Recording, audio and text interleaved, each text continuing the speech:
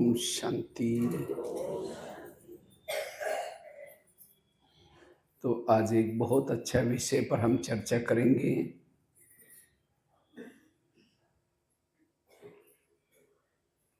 माताएं ज्यादा बैठी हैं तो क्लास माताओं के लिए खास है। सहन शक्ति की देवी कैसे बने, क्योंकि जो सहनशील है वह शिव शक्ति बन सकती है। जो सहन करता है उसके साथ में सदा शिव साथ में रहेगा। वो क्या हो गई फिर? शिव शक्ति। तो माता में सहन शक्ति ज्यादा है कम है? ज्यादा है। मजबूरी का नाम महात्मा गांधी। माताएं सहन करती हैं, लेकिन जो बातें सहन की वो अपने तक नहीं रखी, पड़ोसी को जाकर पड़ोसी की जगह सुनाएगी। पति को नहीं कुछ बोला, सास ने कुछ बोला तो क्या करेगी? सुनाएगी, मेरे को पति ने ऐसा बोला, ये सहन किया लेकिन समाया नहीं है। तो शिव शक्ति तब बन सकते हैं जो सहन करके उसको संभालो। तो हम अपने अंदर सहन शक्ति को कैसे डेवलप करें? क्योंकि सहन शक्ति की कमी के कारण व्यर्थ संकल्प चलते हैं। जिसमें सहन शक्ति नहीं है उसके संकल्प व्यर्थ चलते हैं, और जिसके संकल्प व्यर्थ चलते हैं वो योग कैसा लगाएगा? लगेगा योग? शुरू तो करेंगे, लाल लाइट चल रहा है, गीत बज रहे, मैं आत्मा हूं, शांत स्वरूप हूं। फिर कह के मेरे को नहीं क्यों बोला? फिर कह के ठीक है कोई बात नहीं, मैं आत्मा हूं, शांत स्वरूप हूं। फिर कह के 15 दिन पहले भी तो बोला था। फिर कह के ठीक है मैं आत्मा हूं, शांत। फिर कह के सबके बीच में क्यों बोला? चलो बोला, अकेले में बोल देते तो बाबा से योग लगेगा। फिर चेहरे में उदासी, खाना बनाते समय भी वही बातें मेरे को बोला, और ऐसा भोजन घर वाले खाएंगे तो घर वालों को शांति मिलेगी? कोई पानी भी मांगता है, ले तेरे वो हाथ नहीं। हाँ? ये सब क्यों हुआ? सहन शक्ति की। इसलिए अब मुझे सहन शक्ति की देवी बननी है। सहना यही गहना है, बाकी गहने पहनो नहीं पहनो, लेकिन कौन सा गहना पहनो? सहन शक्ति का। और जो माताएं सहन करना सीखते हैं उसके वही दुआएं दे सकती है। वो क्या देगी? दुआएं। वो अपकार ऊपर भी उपकार कर सकती है। वो अपकार ऊपर क्या करेगी? उपकार। क्षमा कर सकती है, दया कर सकती है। इतना ही नहीं, उसका मन एकाग्र होता, वो कर्म योगी बन सकती है। उसके चेहरे में खुशी होगी, और खुशी वाला चेहरा देख करके लगेगा इनको कुछ मिला हुआ है। इसलिए अपने अंदर की सहन शक्ति को जगाओ। जिसके पास सहन शक्ति नहीं है, जिसके निगेटिव विचार चलते हैं, उस घर में शांति नहीं है, वहां सुख भी नहीं है। उस घर के पानी के मटके भी सूख जाते हैं। आपस में संबंधों में कड़वाहट होगी।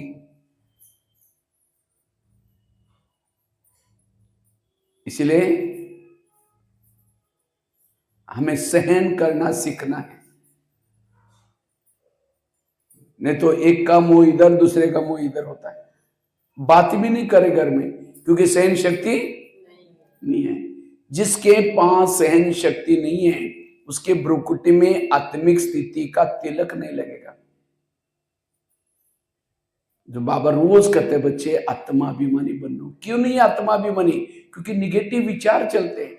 जिसके पास सहन शक्ति नहीं है उसके हाथ में दृढ़ता के कंगन भी, उमंग उत्साह के पायल भी नहीं होंगे। उमंग भी नहीं होगा, मेरे से नहीं होगा, बहुत हो गया। क्योंकि बड़ा बनने के लिए सहना पड़ता है। बिना सहन करते कोई बड़ा, तो बड़ा बनना है सबको। हाँ, उत्तर प्रदेश में बड़ा खाते हैं क्या? दही बड़ा खाते हैं। उड़द की दाल को पानी में भिगोते हैं, तो बनता कैसे? फिर सवेरे उसको मिक्सी में पीस लेते हैं। तो पीसते समय क्या क्या सहन किया, तब जगह आटा बना। फिर उसके बाद एक बड़ा सा परन लेकर के उसमें अंदर फेंटते हैं, मिक्स करते हैं हाथ से। कब तक फेंटते हैं? ग्लास में पानी लेंगे, फेंटा हुआ आटा डालेंगे। अगर डूब गया उसका वड़ा ठीक नहीं बनेगा, सख्त बनेगा। वो जब तक तैरता है तब तक क्या करते हैं उसको, तब तक उसको फेंटते रहते हैं। फिर गरम गरम तेल में डालेंगे, तेल को भी सहन किया। फिर ठंडा पानी लेकर के ठंडे पानी में डालेंगे, ठंडे पानी से निकाल करके क्या करते हैं उसको एक प्लेट में रखेंगे। उसके ऊपर से दही डालेंगे, इमली की चटनी भी डालेंगे। इमली की चटनी में भी काला नमक, सफेद नमक, चीनी का पूरा, और हो सकता है जीरा को भून करके पीस करके डालते हैं, जीरा पाउडर। उसके ऊपर लाल मिर्ची भी डालते हैं, थोड़ा सा पाउडर। अगर हो सका तो हरा धनिया भी ऊपर से डालेंगे। तो दही बड़े की प्लेट तैयार हुई। ऐसे बनता है ना। अब जिसके पास सामने आएगा उसके मुंह में पानी आएगा, वाह बड़ा कितना अच्छा बना। लेकिन बड़ा बड़ा कब बना? पिसा गया, फेंटा गया, तलाया गया, नमक लगाई, मिर्ची लगाई, सारी प्रोसीजर को क्या किया, सहन किया। तो इसी तरह मुझे भी बड़ा बनना है। कोई पिसते भी रहेंगे, कोई फेंटते भी रहेंगे। कब तक, कब तक फेंटते रहेंगे? जब तक ऊपर नहीं जाएंगे। आटे को कब तक फेंटा? जब तक पानी के ऊपर तैरा नहीं, हल्का नहीं बना, तब तक फेंटा। तो आप तो आपको भी तब तक फेंटते रहेंगे जब तक ऊपर नहीं जाएंगे। लेकिन कई रोते, बाबा मुझे कब तक सहन करना है, ये कब तक बोले, रोना शुरू करेंगे बाबा, वो बड़े नहीं बनेंगे। फिर खट्टी मीठी तीखी सारी बातें आएंगी। कोई नमक मिर्ची भी लगाएंगे, ये ओम शांति में जाते, पता नहीं क्या करते, रिश्तेदारी वालों को, नातेदारी सबको बोलेंगे नमक मिर्ची लगा करके। तो भी हमें सहन करना है। और जो सहन करता है वो दुआएं दे सकता है, उसका मन एकाग्र होगा। सहन शक्ति बड़ी बहन है, बाकी शक्तियां उसकी छोटी बहन है। जब सहन शक्ति आएगी, छोटी बहनें भी आपके पास आएगी, और छोटी बहनें आएंगी दैवी गुण शक्तियों के बच्चे हैं। इसलिए वर्तमान समय क्या करो, इस सहन शक्ति को बढ़ाओ, सहन शक्ति को बढ़ाओ।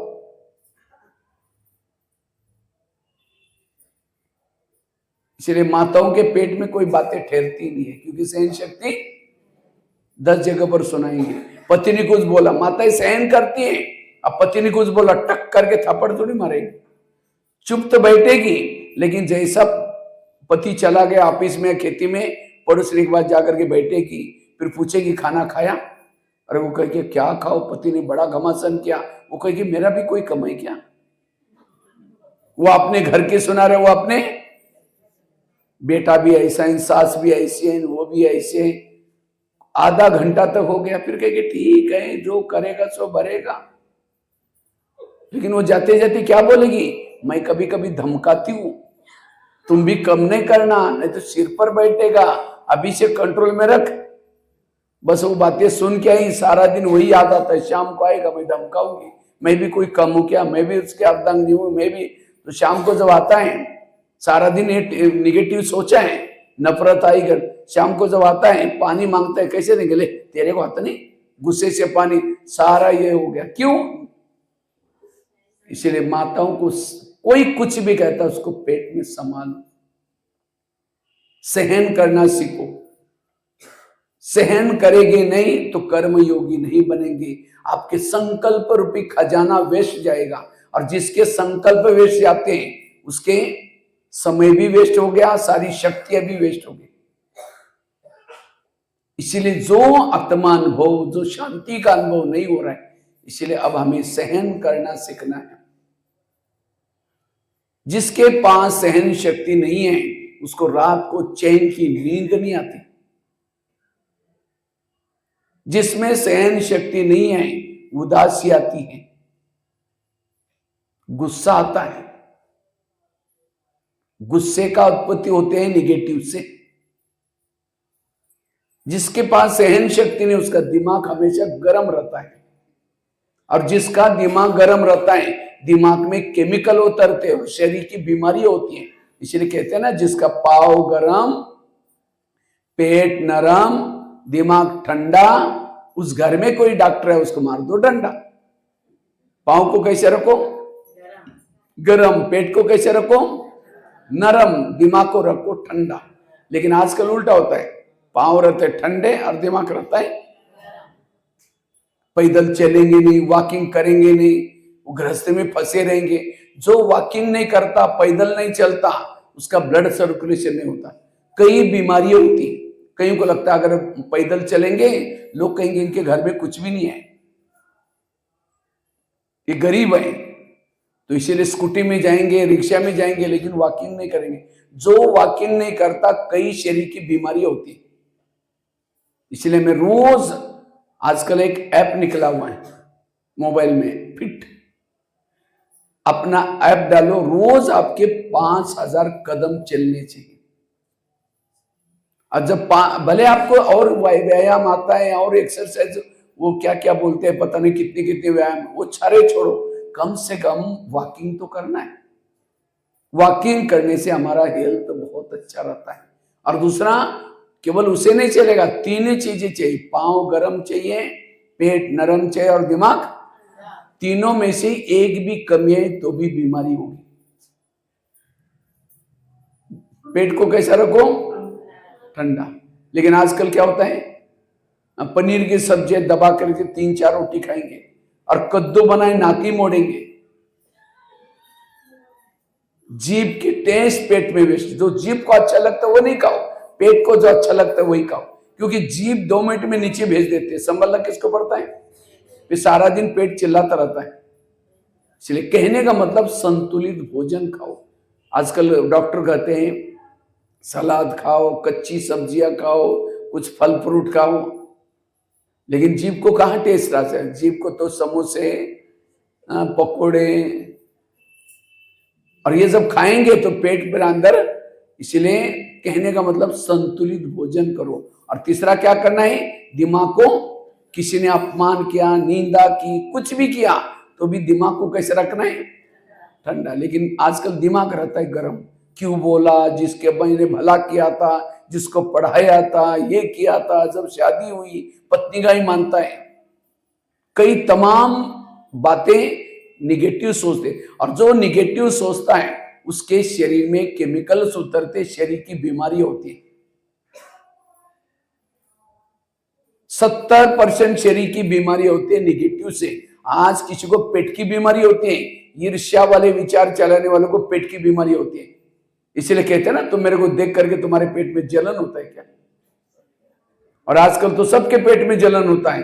इसका बच्चा नौकरी में लग गया, उसके घर के सामने गाड़ी है, ईर्ष्या करेंगे पेट की बीमारी होगी। आज किसी को दूर का कम दिखता है, दूसरे की बुराई को आंखें फाड़ फाड़ के देखता है। जो आंखें फाड़ता है, बड़ी बड़ी करता है, आंखों की पुतली पल जाती है। फिर डॉक्टर के पास जाएंगे, कहेंगे डॉक्टर जी मुझे आजकल धुंधला दिखता है। तो डॉक्टर चेक करेगा कि आपको नंबर लग गया, चश्मा लगाना पड़ेगा। चश्मा तो लगाया, फिर भी बुराई देखना नहीं छोड़ेगा, नंबर बढ़ता ही जाएगा। आज किसी का ब्लड प्रेशर बढ़ गया, बीती भी घटना को याद किया, बीपी हाई हो गई।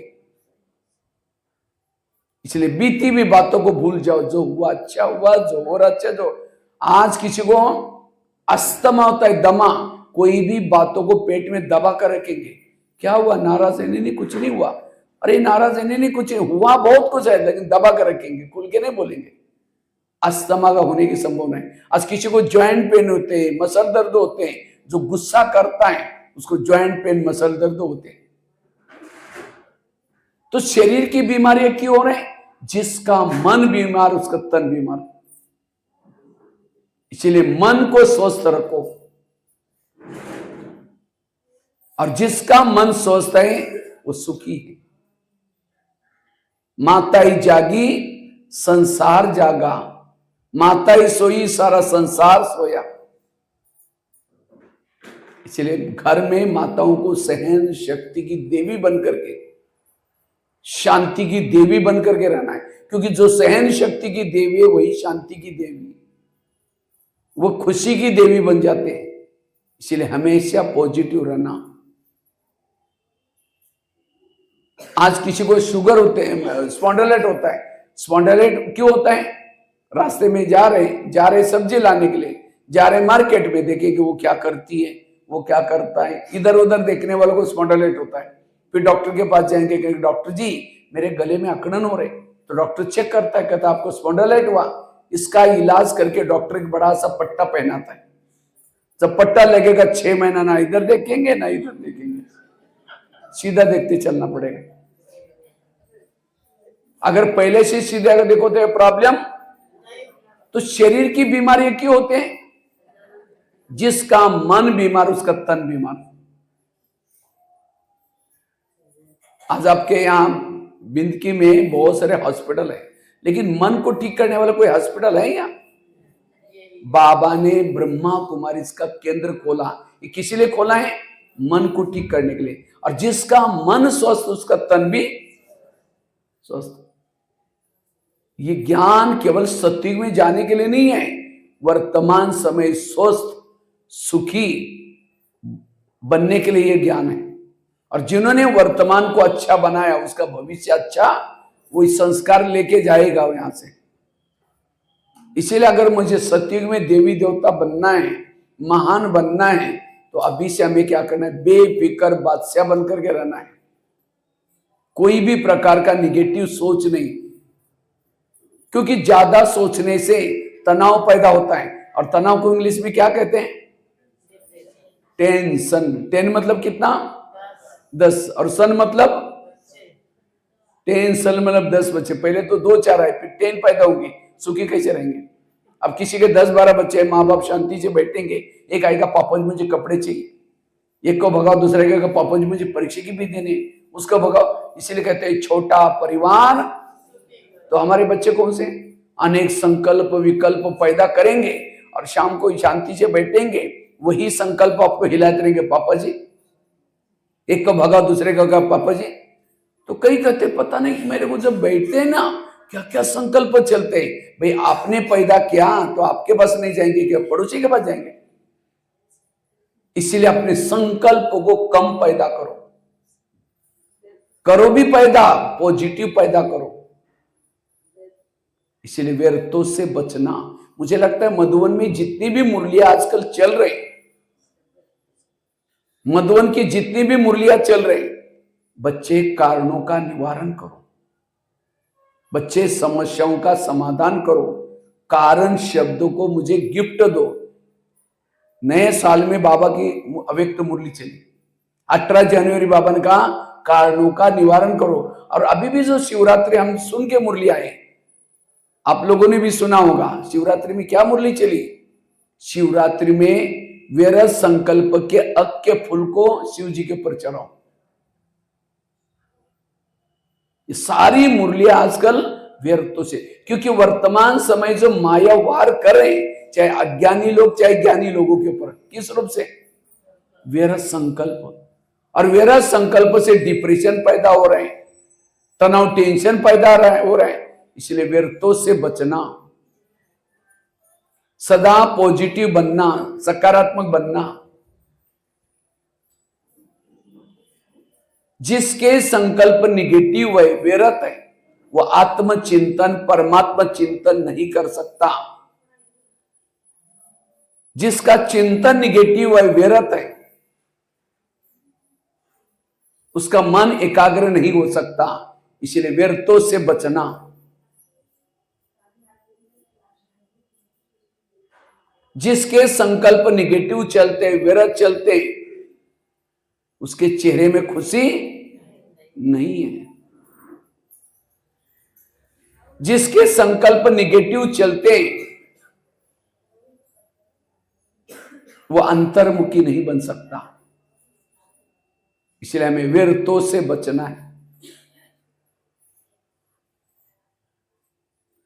तो हम सहन शक्ति को कैसे डेवलप करें?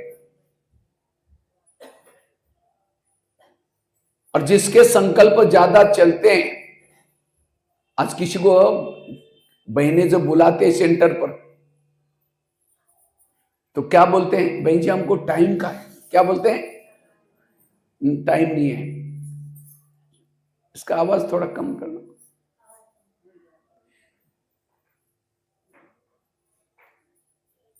जब इसको उनको बुलाते हैं तो क्या बोलते हैं? हमको टाइम नहीं। जब यहां नहीं आएंगे, चलो ट्रैफिक कंट्रोल करके तो बात चल रही थी, हमें अपने पुरुषार्थ में सहन शक्ति को बढ़ाना है। सहन शक्ति से हम सब समस्याओं का क्या कर सकेंगे? समाधान कर सकेंगे। सहन शक्ति से ही हम एकाग्र हो सकते हैं, निरंतर योगी बन सकते हैं। सहन शक्ति ही शांति का मार्ग है। सहन शक्ति से सारे गुण और शक्ति हमारे अंदर आएगी। सहन शक्ति से आपस में संबंध अच्छे बनेंगे, क्योंकि जैसे कहा सहन शक्ति बड़ी बहन है, बाकी शक्तियां उसकी छोटी बहन है। जब बड़ी बहन आएंगी, छोटी बहनें भी अपने आप आएंगी। और दैवी गुण शक्तियों के बच्चे हैं। अगर आपके पास सहन शक्ति आएगी, शांति आएगी, एकाग्रता आएगी, एक रस है। एक एक शक्ति के चार चार दैवी गुण बच्चे हैं।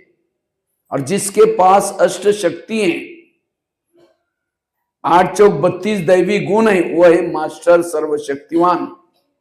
उसका कोई कुछ नहीं बिगाड़ सकता। इसीलिए वर्तमान समय, लेकिन ये सहन शक्ति कब आएगी? जितना आप पॉजिटिव रहेंगे, सकारात्मक रहेंगे, आपके पास सहन शक्ति आएगी। थोड़ा निगेटिव सोचा, ये क्यों हुआ, कैसे हुआ, सहन शक्ति भाग गई। सहन शक्ति भाग गई, दैवी गुण भी भाग गए। इसीलिए कुछ भी हो जाए, मुझे मन no question, no correction, no quotation, no opposition, मन चुप। और जिसका मन चुप है वो है ज्ञानी। जिसका मन वेरे सोचता है वो ज्ञानी। टोटल ब्रह्मा कुमारी का ज्ञान का सारा है मन को चुप रखना। क्योंकि जिसका मन चुप है वही फरिश्ता बन सकता है, वही हल्का बन सकता है। इसलिए वर्तमान समय का पुरुषार्थ है पॉजिटिव रहना, सकारात्मक रहना। तो चेक करो, मैं पॉजिटिव वाला देवता बनता है, निगेटिव वाला कौन बनेगा? असुर। मतलब जिसके अंदर नफरत होगी, घृणा होगी, वैर होगा, विरोधी। इससे पैदा हुआ है निगेटिव से। निगेटिव से विकारों की उत्पत्ति होती है और पॉजिटिव से दैवी गुणों की उत्पत्ति होती है। अगर मुझे देवताओं की तरफ जाना है तो मुझे अपने मन में विचार कैसे चलाना है? पॉजिटिव। और जिसके लिए बाबा ने ड्रामा का ज्ञान, कर्मों का ज्ञान, जो हुआ अच्छा, ये सारा ज्ञान किसी लिए दिया है? पॉजिटिव बनने के लिए।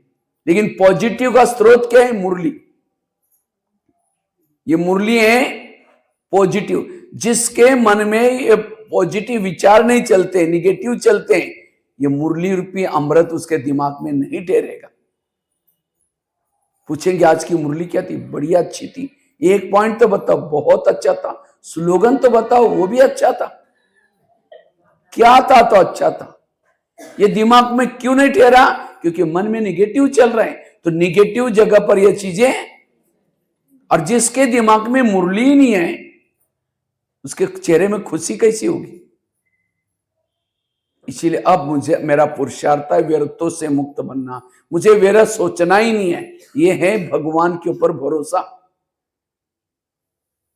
अगर मेरे मन में निगेटिव चलते, बाबा के ऊपर भरोसा।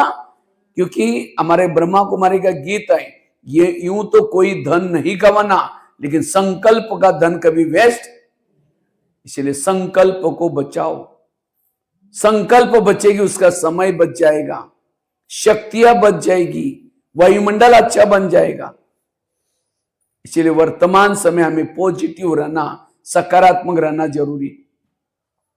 जिसके सोच नेगेटिव, उसकी वृत्ति नेगेटिव, उसकी दृष्टि नेगेटिव, उसकी भावनाएं नेगेटिव, संस्कार नेगेटिव, व्यवहार नेगेटिव, सब कुछ नेगेटिव। इसलिए पॉजिटिव बनो। तो मैं खुद नेगेटिव या पॉजिटिव, मैं आपको बीमारी की बता रहा था, गिना रहा था।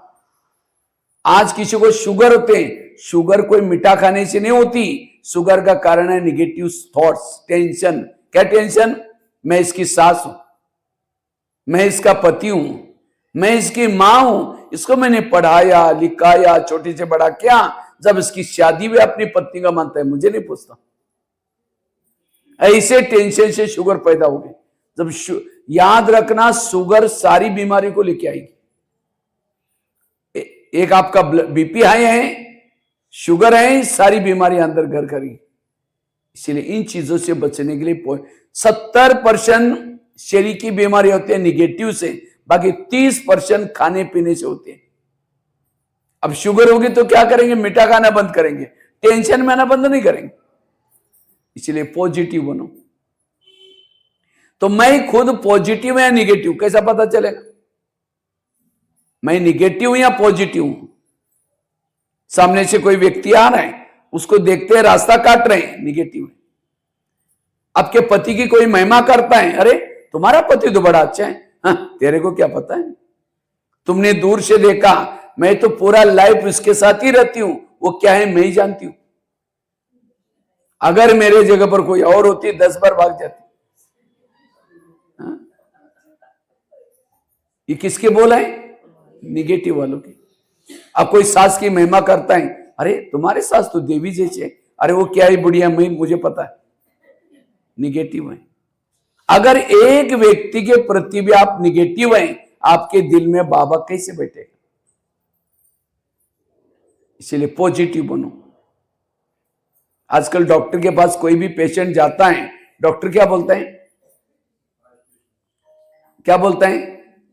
कड़वी चीजें खाना पसंद करो, करेले खाओ, कड़ूने के पत्ते खाओ, मेथी के लड्डू खाओ। करेले मतलब सब्जी की, करेले की बात नहीं, जीवन में आने वाली कड़वी बातों को डाइजेस्ट करो। किसी ने अपमान किया, डाइजेस्ट करो, किसी ने निंदा की, डाइजेस्ट करो। लेकिन आज के व्यक्ति को ये कड़वी चीजें डाइजेस्ट नहीं होती। इसलिए पॉजिटिव बनो, सकारात्मक बनो। और जिसके सोच सकारात्मक है, पॉजिटिव है, वो सदा सुखी है।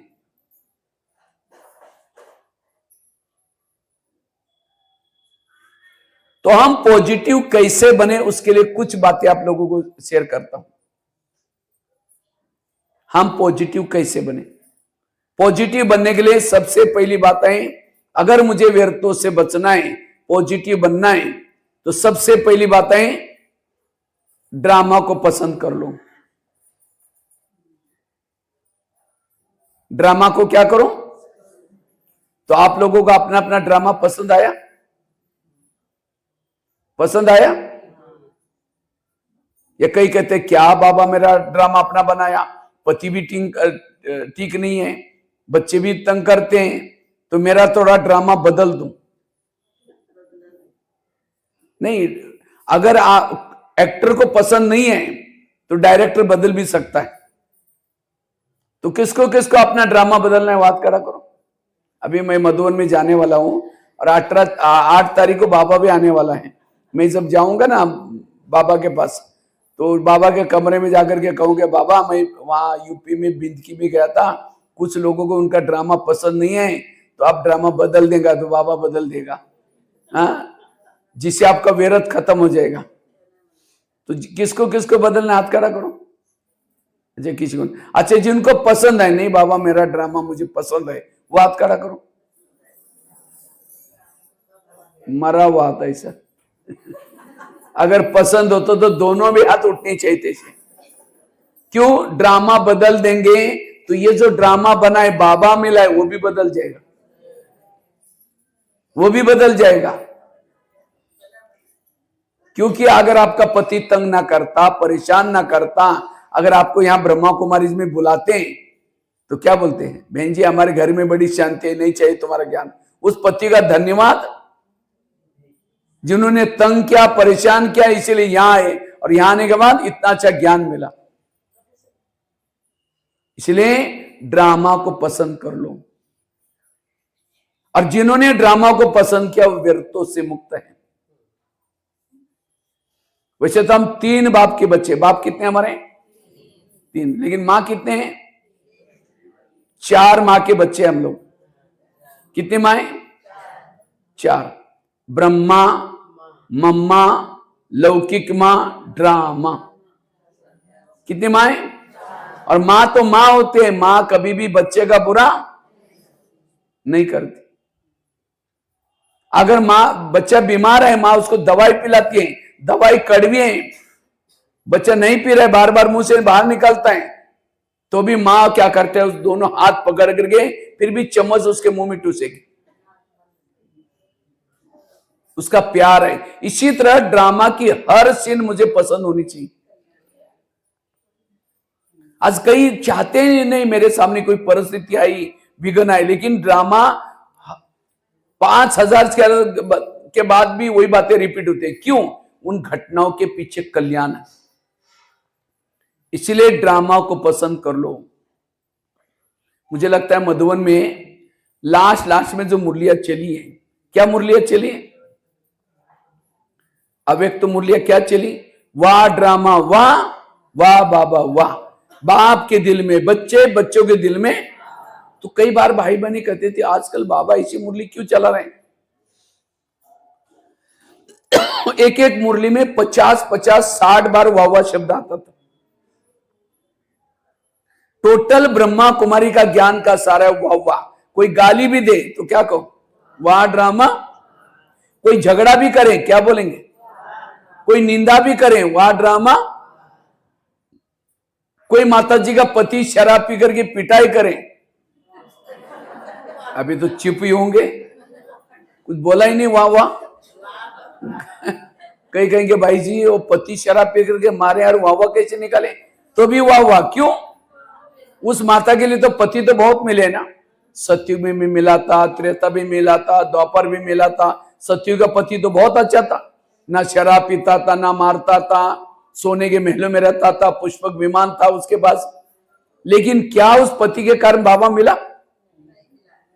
और अभी का पति भले शराबी है, मारता है, पीटता है, उसके कारण कौन मिला है? तो उस माता के लिए सतयुग वाला पति अच्छा, जो देवता के रूप में था, या अभी का अच्छा है? उसको और ही बोलना चाहिए बाबा ऐसा पति मुझे 5000 साल के बाद भी जरूर देना, भले शराबी हो, भले कैसा भी हो।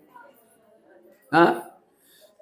हमें पति को नहीं छोड़ना, सास को नहीं छोड़ना, बच्चों को नहीं छोड़ना, गली को नहीं छोड़ना। उसी जगह पर रह करके क्या करो? पॉजिटिव बनो, अपनी सोच को पॉजिटिव बनाओ। कहते हैं ना नजर बदलो तो नजारे बदल जाएंगे।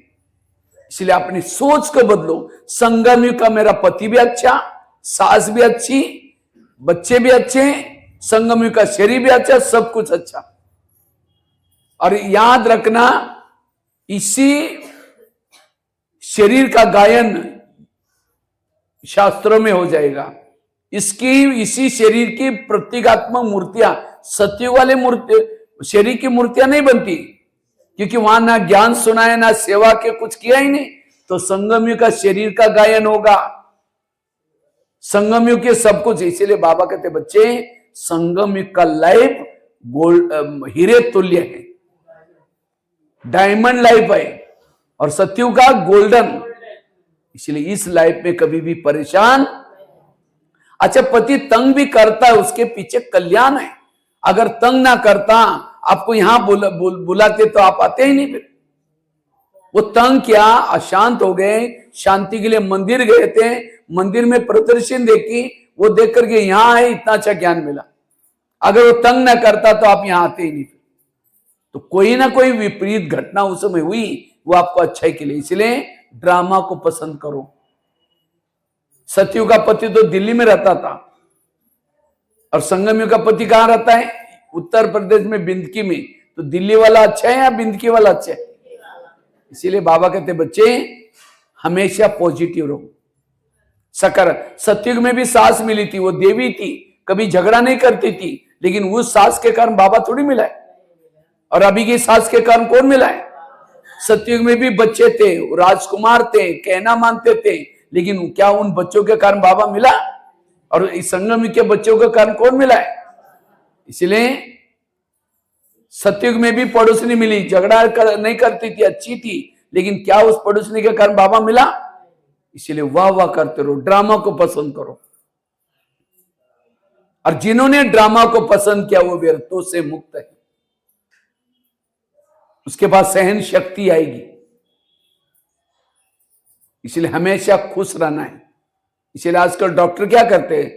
पेशेंट को खुश रहो, लेकिन वो लोग क्या करते हैं? खुश रहने के लिए कई तो लाफिंग क्लब में जाते हैं, हाथ ऊपर करके हाँ हाँ हाँ हाँ करेंगे, घर में आते पर किसी का मुंह देखते चेहरा डाउन हो गया।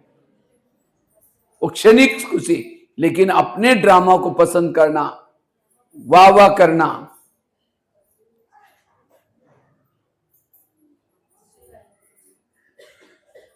सतयुग में भी शरीर मिला था, वो शरीर कंचन का या था, लेकिन क्या वो शरीर की आंखों से बाबा को देखा है? क्या वो शरीर के कानों से भगवान के माँ के सुने? क्या वो शरीर के अंदर, दिल के अंदर बाबा की धड़कनें रहती थी? वो शरीर क्या काम का, जिसने भगवान को ना देखा हो, भगवान के माँ वाक्य ना सुने हो। इसलिए संगम युग का शरीर कैसा भी हो, कुछ भी हो, वाह वाह करते रहो, तब व्यर्थों से मुक्त बनेंगे।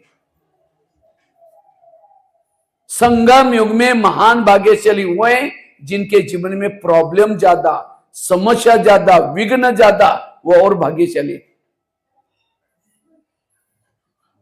कुंती के सामने कृष्ण गया, कुंती को पूछा तुमको क्या वरदान चाहिए? सोना चांदी जो भी मांगो। तो कुंती कहते मुझे सोना चांदी नहीं चाहिए, मुझे जीवन में समस्या चाहिए। तो कृष्ण कहता है तुम क्या मांग रहे? मैं तुम्हारे भक्ति का फल देने के लिए आया हूं, तथास तो तुम्हारी जो भी इच्छा पूर्ण हो जाए। फिर कहा कि तुमने समस्या क्यों मांगी, सोना चांदी क्यों नहीं मांगा? कहते समस्या होगी, आप सदा मेरे साथ में रहेंगे, और आप मेरे साथ में रहेंगे, यही मेरा सौभाग्य। ताली नहीं बजी। जिसके जीवन में समस्या है, प्रॉब्लम, कौन याद आएगा? और जितना दिल से बाबा याद आएगा उसका पद भी ऊंचा है। इसलिए बाबा कभी कभी बांधेली माताओं को याद करता है। बांधेली माताओं का पद ऊंचा होता है, क्योंकि वो दिल से, जब पति तंग करता है, कुछ परेशानी आती है, दिल से बाबा को पुकारते हैं, इसलिए उसका पद भी ऊंचा है। और जिन माताओं को पति तंग नहीं करता, बहुत प्यार करता है, उनका योग किसे लगाए? पति से। और जिसका योग पति से, उसका पद कुछ भी नहीं होगा। तो पति तंग करने वाला चाहिए, प्यार करने वाला चाहिए? पक्का? इसलिए है पॉजिटिव। इसलिए समस्या से कभी भी घबराना। तो अगर सहन शक्ति को बढ़ाना है, क्या करो? सहन शक्ति को बढ़ाना है, ड्रामा को पसंद करो। दूसरी बात है, अगर मुझे सहन शक्ति को बढ़ाना है, कर्म गति को याद रखना है। कर्म गति याद रखो। कभी कभी हमें सहन क्यों नहीं होता? कई कहते मैं इसके रास्ते में कभी गई नहीं, मैंने इसका बुरा कुछ किया नहीं, फिर भी ये मेरे साथ ऐसी क्यों करती है? ताली कभी एक हाथ से नहीं बजती, ताली के लिए कितना चाहिए? अगर कोई व्यक्ति मेरे साथ उल्टा सुल्टा करता है, मैंने भी ऐसा किया था। एक संसार की बहुत बड़ी सीक्रेट आपको बात सुनाता हूं। आपके घर के जितने भी लोग हैं, कोई आपको देने के लिए, कोई आपसे लेने के लिए। और जिन्होंने इस लेने देने को समझा, उनको कभी भी निगेटिव संकल्प नहीं चलेंगे, कभी भी तनाव टेंशन नहीं आएगा, उसके बाद सहन शक्ति आएगी।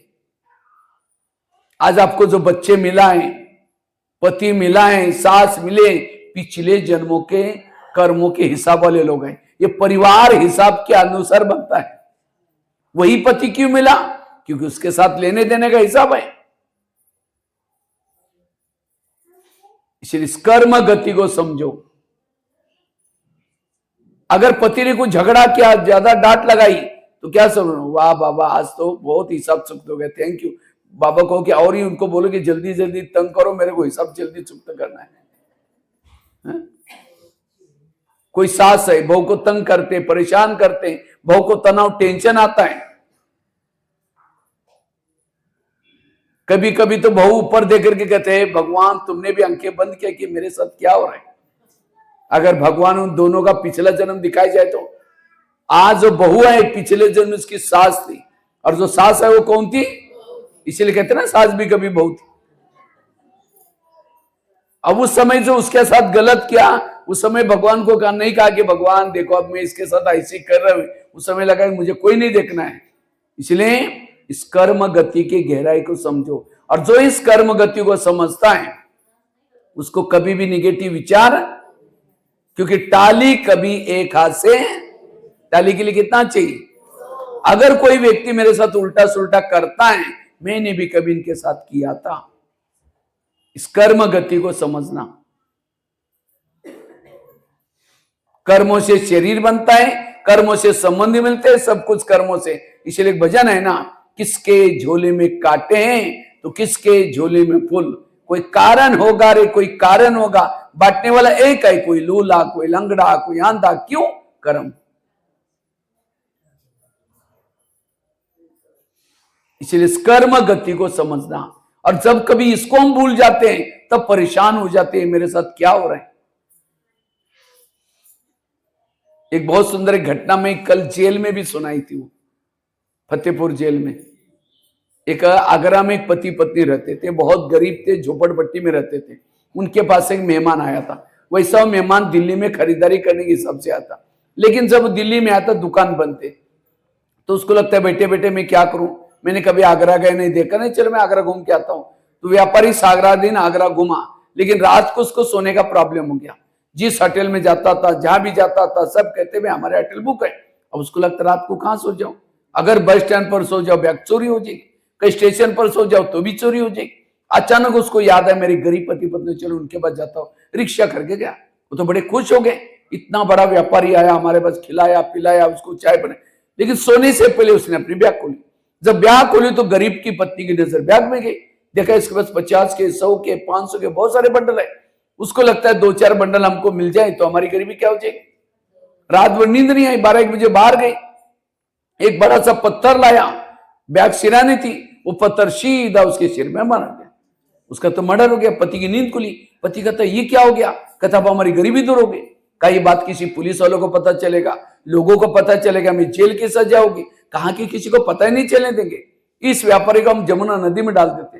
रात को 2 बजे उन्होंने उस मुर्दे को बोरी में डाला, पीछे यमुना नदी में फेंक के वापिस है, किसी ने नहीं देखा। जैसे घर में आए तो देखा खून ही खून लगा था। उनको लगा किसी को पता न चले, रातों रात उन्होंने खून के दाग भी मिटाए। उन्होंने खून के दाग तो मिटाए, लेकिन कर्मों के दाग को कोई मिटा। इसलिए एक भजन है ना, कर्म का लेका मिटे न रे भाई, लाख करे कोई चतुराई। उन्होंने उसी पैसे से एक प्लॉट लिया, छोटा सा मकान बनाया, दुकान खोला, गहने बनाए, गाड़ी खरीद के, गरीबी दूर हो गई। लेकिन उनको कोई बच्चे नहीं थे, दोनों ही थे। कुछ साल के बाद एक बच्चा हो गया, एक ही बच्चा था, खिलाया पिलाया, कलेक्टर बनना जितना पढ़ाया। अचानक उस बच्चे को टाइफाइड हो गया। उनको लगता है बच्चे को कुछ न हो जाए, बड़े से हॉस्पिटल में इलाज किया, बहुत खर्चा हुआ। उस खर्चे के पीछे उन्होंने बनाए गहने बेचे, बच्चे का इलाज किया, बच्चा ठीक नहीं हुआ। गाड़ी बेची, बच्चे का इलाज किया तो भी ठीक नहीं हुआ। दुकान चालू किया तो उसको भी बंद किया। उनको लगता है बच्चा ठीक हो गया दोबारा लेंगे। तो एक दिन वो बच्चा कहता है पापा जी अपने को जो मिला तो पैसा खत्म हो गया, मैं जा रहा हूं, बच्चा मर गया। तो बच्चा कौन था? वो जिस व्यापारी को मारा था। आत्मा तो ना शस्त्रों से कटते ना आग में जलती, वही आत्मा पैसा लेने के लिए बच्चे के रूप में आए थे। ये है ऊपर वाले का डंडा, ये कर्म। तो ये क्यों सुनाई? आज माँ बाप ने हटिल नहीं देखा, पैसा पैसा इकट्ठा किया, और बच्चा कोई ऐसा पैदा हुआ है गलत संगत में जा रहे हैं, नशा कर रहे हैं, पैसा बर्बाद कर रहे हैं। ये सारा देख करके पूरा परिवार डिस्टर्ब है। वो बच्चा कौन है? पिछले जन्मों का हिसाब। और ये ज्ञान की कमी के कारण आज हमारे घर में तनाव। किसी को पति मिला है पिछले जन्मों में, अब माता इतना मेहनत करते तो भी पति हमेशा टोंड मारता रहता है, कुछ नहीं करती, ये करती। क्यों नहीं दोनों को बन रही? कर्म गति। वह आपने भी उसको कभी तंग किया था, वो इसीलिए आपको, और ये सब देख करके हम टेंशन में आते हैं।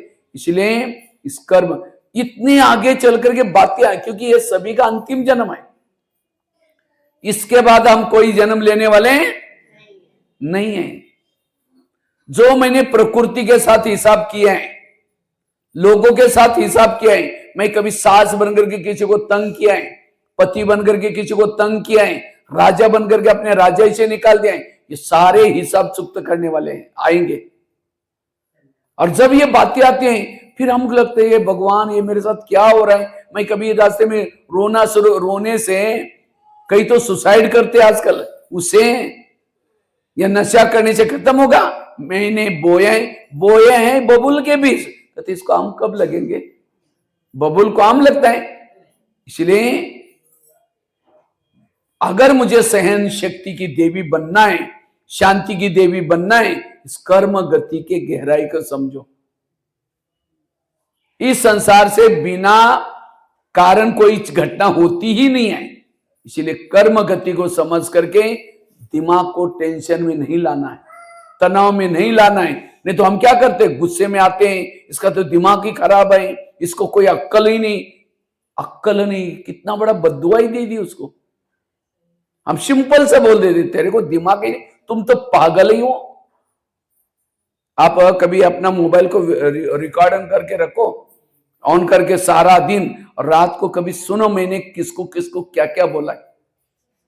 तुम तो गधा हो, बच्चे को क्या बोलेंगे, तुम तो गधा हो। ये देवी देवता की शब्द है, देवी ने वरदान दिया, तुम तो गधा हो, तथास्तु।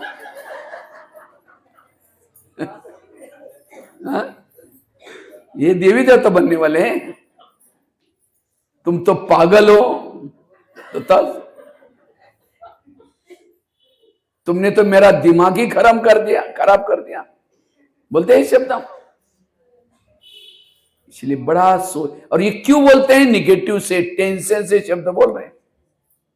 इसलिए पॉजिटिव बनो, सहन शक्ति की देवी बनो, शांति की देवी बनो। इसलिए इस कर्म गति को याद रखो, और जो इस कर्म गति को याद करता है उसको कभी भी निगेटिव बातें नहीं आएंगी, कभी भी किसी से नफरत नहीं करेंगे, घृणा नहीं करेंगे, और ये सब चीजें फिर आपको योग में बैठने नहीं देगी, निगेटिव बातें। इसलिए हमेशा पॉजिटिव।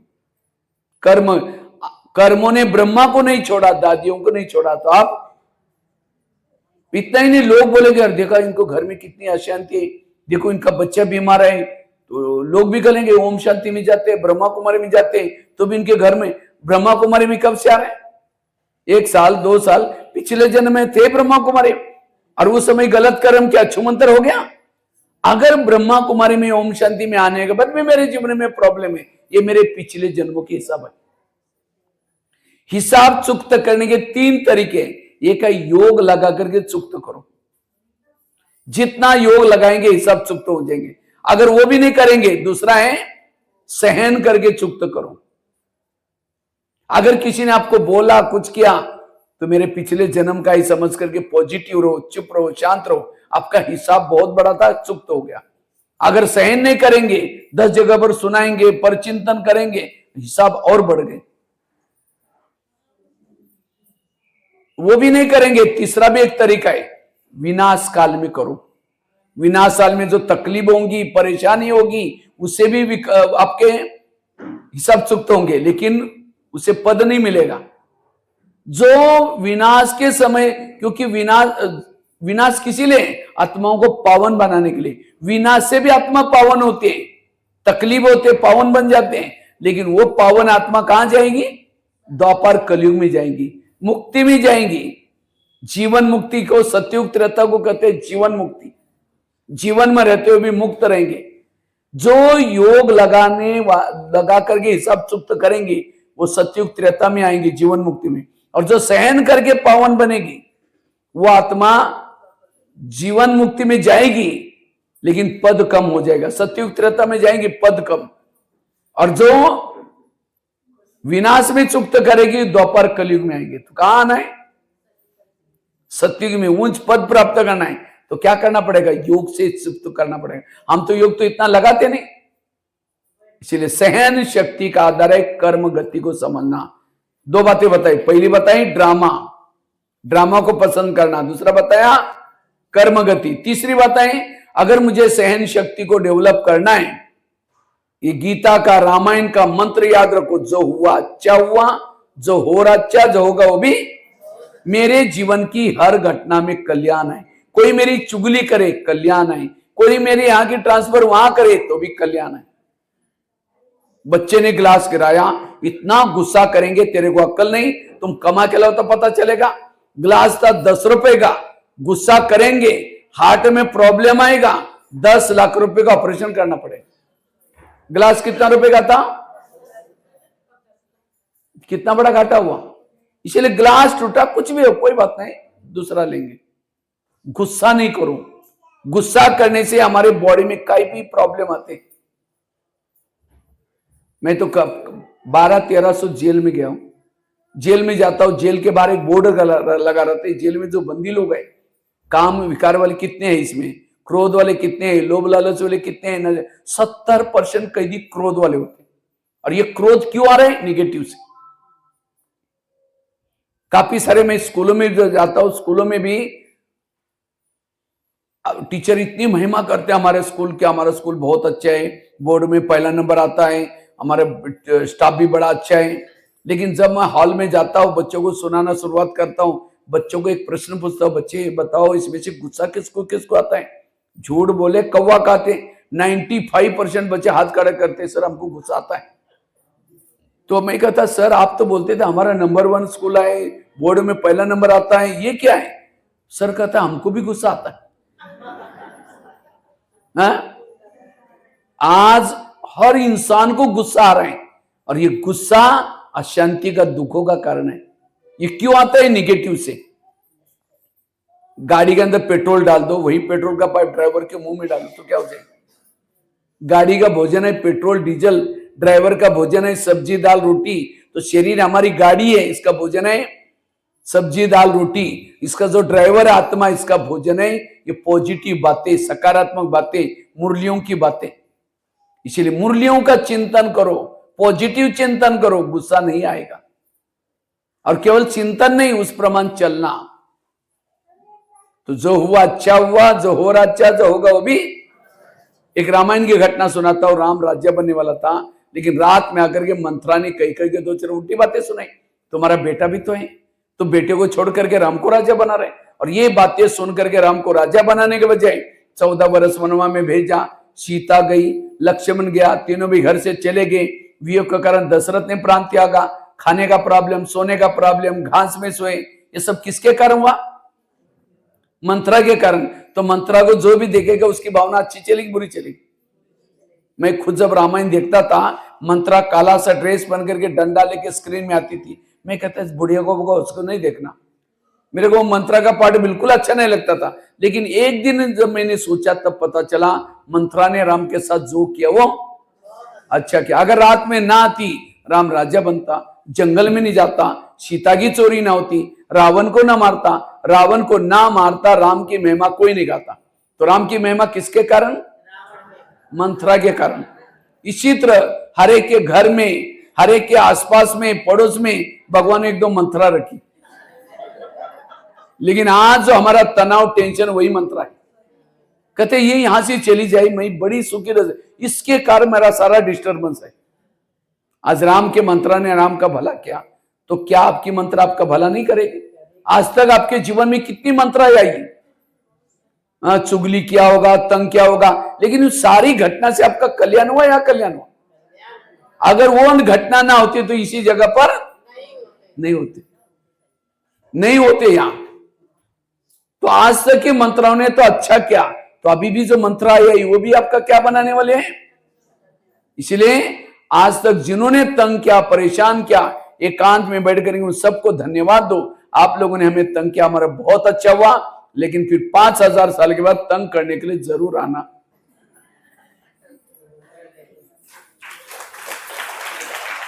ये है पॉजिटिव। अगर राम के जीवन में मंत्रा ना आती, ना हनुमान मिलता, ना अंगद, ना ऋषि, ना मुनि, किसके कारण मिले, आज हमको बाबा मिला, इतना अच्छा दैवी परिवार मिला, दीदी दादियां मिली, किसके कारण? मंत्राओं के कारण। अगर कोई चुगली ना करता, कोई परेशान ना करता, तो आपको घर में शांति है। जब शांति है तो यहां आने की आवश्यकता नहीं। अब यहां ही नहीं आते तो सत्युग में जाते कहां से? तो उन मंत्राओं को धन्यवाद। इसलिए जीवन की परिस्थितियां व्यक्ति को महान बनाती है। अगर नौका को हवा नहीं लगेगी, नौका आगे कैसे जाएगी? परिस्थितियां व्यक्ति को महान बनाते हैं। इसलिए परिस्थिति से कभी घबराना नहीं। इसलिए जो हुआ अच्छा हुआ, तब सहन शक्ति आएगी। चौथी बात है, अगर सहन शक्ति को बढ़ाना है, उसके लिए रोज अपने दिनचर्या में 3 चीजें करो। अमृत वेला का योग अच्छा करो। दूसरा, क्लास के पहले यहां करके आधा घंटे का योग करो। और तीसरा, रोज की मुरली सुनो। जो ये 3 चीजें करता है उसका मनोबल बढ़ता है, आत्मबल बढ़ता है, और उसके पास सहन शक्ति आएगी। तो अमृत वेला कौन कौन करता है? हाथ खड़ा करो। अच्छा, सब लोग करते, बहुत अच्छा है। लेकिन अमृत वेला का चुपचाप आपका कोई वीडियो बनाई जाए और उसी वीडियो को आपको 10 बजे दिखाई जाए, ये सवेरे का आपका अमृत वेला का वीडियो, कहिए मेरा है, मैंने ऐसे किया था। दीवार के सारे बैठे, मुंह खुला, आंखें बंद है। 2 बार मच्छर अंदर भी गया और बाहर भी आए, पता भी नहीं चला। अगर ऐसा योग करेंगे तो आत्मिक स्थिति कैसी बनेगी? अब जिसकी आत्मिक स्थिति नहीं, उसको सहन होता ही नहीं। देहबान वालों को सहन। इसलिए अमृत वेला अच्छी तरह करो। अब कोई घर में मेहमान को बुलाओ, मेहमान बहुत बड़ा है, लेकिन आपका स्नेह प्यार है, इसीलिए 10 काम छोड़ के आया। लेकिन जैसे घर में आया, कुंडी लगा करके सो गए, बेल बजा रहे, घंटी बजा रहे, दरवाजा नहीं खोलो, उनको कैसा लगेगा? ये कैसे लोग हैं, इन्होंने मुझे बुलाया, दरवाजे को बंद करके चले गए, अंदर बैठे हैं। तो दोबारा फिर फोन करो, चले जाओ। और मेहमान तो चला गया, दोबारा फोन करो, क्या बात आप आई नहीं? कहा मैं आया था, बेल बजाई थी, अपने दरवाजे नहीं खोला, मैं चला गया। फिर दोबारा आया, कहता मैं आया था, बेल बजाई, नहीं नहीं नहीं जरूर आओ। आया, फिर कुंडी बंद कर दी, फिर चला जाएगा, फिर फोन करो, कहेगा आप कभी नहीं आऊंगा। इसी तरह अमृत वेला उठेंगे, बाबा को निमंत्रण देंगे, मीठे बाबा, प्यारे बाबा आ जाओ, हम आपसे बातें करनी है, बातें करनी है, करनी है। अब बाबा को तो निमंत्रण दिया, दरवाजे खिड़की तेरे द्वार खड़ा भगवान भगत। अब बाबा तो देखता है सवेरे इतना बिजी रहता है, वो तो चला जाता है भक्तों के पास। फिर अचानक नींद खुल गई, फिर कहेंगे मीठे बाबा, प्यारे बाबा। देखता है अच्छा मेरे दोबारा बुला रहे बाप, फिर आता है, फिर दरवाजा बंद किया। इसलिए आंखें खोल करके योग में बैठो। और केवल खोल के भी नहीं, कोई घर में मेहमान आया, उसके चेहरे की तरफ देखते रहो। वो कहे फोन क्यों किया था, किस लिए बुलाया था? इसलिए कई भाई बहन अमृत वेला कैसे करते हैं, उठे करके बैठेंगे, फोटो की तरफ देखते रहेंगे, झूमते रहेंगे, फिर घड़ी में देखेंगे, अच्छा और कब तक देखना? अच्छा 15 मिनट देखना, अच्छा 5 मिनट देखना। अगर ऐसा योग करेंगे तो आत्मिक स्थिति कैसी बनेगी? अब जिसकी आत्मिक स्थिति ने उसको सहन। इसलिए योग में आंखें खोल करके बैठो, बाबा से बातें करो। जब आंखें खोल करके बैठेंगे, बातें करेंगे, आत्मिक स्थिति बनेगी, अतीन्द्रिय सुख मिलेगा। फिर किसी ने अपमान किया, निंदा किया, कोई संकल्प नहीं चलेगी। इसलिए अमृत वेला अच्छी तरह करना। कई तो क्या करेंगे, मैं आत्मा शांत सर्वशक्ति सर, अब जा रहे चांद सूरज तारांगन के पार। अब तारांगन के पार से कोई झुटका लगा, नीचे हड्डी गुड्डी टूट जाएगी। एक कुमारी ने मुझे कहा कि भाई साहब मैं अमृत वेला उठती हूँ, लेकिन ऊपर परम धाम में नहीं जाती हूँ। हमने कहा क्यों? कहते उसी समय हमारे घर के ऊपर बहुत अंधेरा होता है। देखो कैसे क्वेश्चन। हमने कहा अंधेरे में उसका शरीर थोड़ी ऊपर जा रहा है, कोई भूत पकड़ ले। मन आत्मा भी नहीं जाती, मन बुद्धि जाते हैं। मन बुद्धि को कौन पकड़ने वाला? एक कुमार कहता है भाई साहब मेरे अमृत वेला नींद ही नहीं, अमृत वेला योगी नहीं होता। हमने कहा क्यों? कहते नींद ही नहीं खुलती। हमने कहा अलार्म लगाए करो। कहते 5 लगाता हूं। तो फिर कहते सुनाई नहीं पड़ता। हमने कहा क्यों? कहता मैं सोने के लिए परमधाम में जाता हूं और अलार्म तो धरती पर बजता है। देखो कैसे क्वेश्चन बोलते। बाबा तो कहता है मैं रोज तुम्हारे घर में आता हूं। बाबा आपके घर में आता है, दिखाई पड़ता है? बाबा को देखने के लिए होश में बैठो, कोई बेहोश में बैठेगा कैसा दिखाई पड़ेगा? कोई शराबी शराब पी करके गटर में पड़ा है, कोई जाकर के कहे 10 रुपए ले लो घर में जाकर सो जाओ, वो क्या बोलता है? मैं राजा हूं राजा। इसलिए अमृत वाला बाबा रोज आता है, कहते हैं बच्चे कुछ चाहिए, लेकिन हम राजा हूं। कई तो दिन में जो होता है अमृत वाला पता नहीं क्या होता हो। हाँ, कई बार हमारे पास मधुबन में बाबा मिलन में भाई बहने आते हैं डायमंड हॉल में, कई बार हम देखते हैं तो वो अमृत वाला योग में आएंगे, योग करते करते ऐसे सो जाएंगे। योग सभी ने करके गए, नहा धो करके दोबारा क्लास में उसका योग ही लगा पड़ा। अगर उसको उठाते ना, भाई थोड़ा जाकर के कमरे में सो जाओ, कहते और 10 मिनट अमृत वाला करके फिर जाऊंगा। उसको लग रहा है अमृत वाला चल रहे। ये बेहोश स्थिति। इसलिए अमृत वाला का योग अच्छा करना। दूसरा, क्लास के पहले आधा घंटे का योग करना। क्लास यहाँ कितना बजे होते हैं? 7 बजे मुरली चालू हो जाते हैं। योग कितना बजे चालू हो जाता है? 6 बजे। 6 तो छोड़ो, 6:30 तक तो कोई तो पहुंचे। मैं देखता हूं आजकल, मैं सेंटर में जब जाता हूं लाल लाइट चल रहे हैं, मोबाइल में गीत चल रहे हैं, बहने अपने सेवा में मस्त, क्लास में कोई नहीं। फिर 6:45 बजे एक आया, दूसरा 7:50 पर आया। जैसे 7 बजे से 5 मिनट पहले सारा क्लास भर गया। क्लास के पहले योग ही नहीं करते। क्लास के पहले योग नहीं करते, वो मुरली उसके कोई काम की नहीं। खेती का तब जानते हैं ना आप लोग, खेती में धान बोना है, धान लगाना है, तो क्या करते पहले? हल चला करके जमीन को तैयार करके बाद में लगाते ना। इसी तरह ज्ञान का बीज दिमाग में डालना है, पहले आधा घंटा बुद्धि को तैयार करो, योग लगा करके फिर सुनो। जो योग न लगा करके नहीं सुनेंगे, मुरली शाम को कोई बातें याद नहीं आएगी, वो धारणा में नहीं आएगा, सहन शक्ति नहीं होगी। इसलिए क्लास के पहले सबको आधा घंटा, क्योंकि संगठन का योग कब मिलता है? क्लास के पहले ही मिलता है। अमृत वाला घरों में करते हैं, नुमा शाम घरों में करते हैं। इसलिए अगर मुझे आत्मानुभूति करनी है, परमात्मा की अनुभूति करनी है, क्लास के पहले सबको आधा घंटा योग करना है। उसके लिए दूसरों को नहीं देखो। और कई तो क्या करते हैं, बहाना बनाते हैं। क्या? बच्चे स्कूल में जाते हैं, घर थोड़ा दूर है, कई बहाने। ये बाबा कहता है धर्मराज तुम्हारा कारण वगैरह नहीं सुनने वाला। इसलिए सबको क्लास के पहले आकर के आधा घंटे का योग करना है। और तीसरा, मुरली, और वो भी योग कैसे करते हैं? समझो कोई माता योग लगाने के लिए आ रहे हैं, आते आते रास्ते में देखा कि बहुत अच्छा सब्जी वाला जा रहे हैं, सब्जी लेकर के, वाह कितनी अच्छी सब्जी आई, चलो आज दोपहर को इनकी सब्जी बनाते। पहले सोचेंगे जाकर के योग करेंगे, मुरली सुन करके जाते समय लेके जाएंगे। यहाँ करके बैठे, लाल लाइट चल रहा है, गीत बज रहे, शुरू करके मैं आत्मा हूँ, शांत स्वरूप शक्ति स्वरूप। फिर सोचे यार झोला तो लाए नहीं, थैला तो लाए नहीं, सब्जी कैसे लेके जाए? चलो कोई बात नहीं, मैं आत्मा हूँ। फिर सोचे हाँ उसके पास तो प्लास्टिक का झोला चल हो गई। चिंतन क्या चल रहा है? फिर कहे ठीक है मैं आत्मा हूँ, शांत स्वरूप। फिर सोचे कि गैस के ऊपर जो दूध रखा था गर्म करने के लिए, उसको बंद किया या चल रहा है, कम किया या बंद किया, चलो कोई बुझा दे, मैं आत्मा हूँ, शांत स्वरूप। फिर सोचा यार घर में तो मेहमान आने वाला था, मैंने सोचा था उसके लिए छोले बनाओ दोपहर को, लेकिन तो रात को तो भिगो ही नहीं बातों में, चलो छोड़ो कुछ और बना देंगे, क्या बना देंगे, फिर चलो देखते मैं आत्मा। लाल लाइट की सफेद लाइट हो गई, योग का टाइम पूरा हुआ। सामने वाला बैठने वाला सोचा हुआ इन्होंने आधा घंटा योग किया, इनका योग कहाँ लगा है? वो छोले वाला योग, सब्जी वाला योग, या दूध वाला योग। बुद्धि ये स्थूल आंखें इसको देख रहे, गीत भी सुन रहे कान से, लेकिन बुद्धि रूपी नेत्र सब्जी वाला, दूध का ग्यास, वो सब दिखाई पड़ रहा है। भक्ति मार्ग में ये क्या? माला जप रहे, राम राम राम राम, देखना बिल्ली दूध नाम राम राम राम। तो कैसी सहन शक्ति आएगी?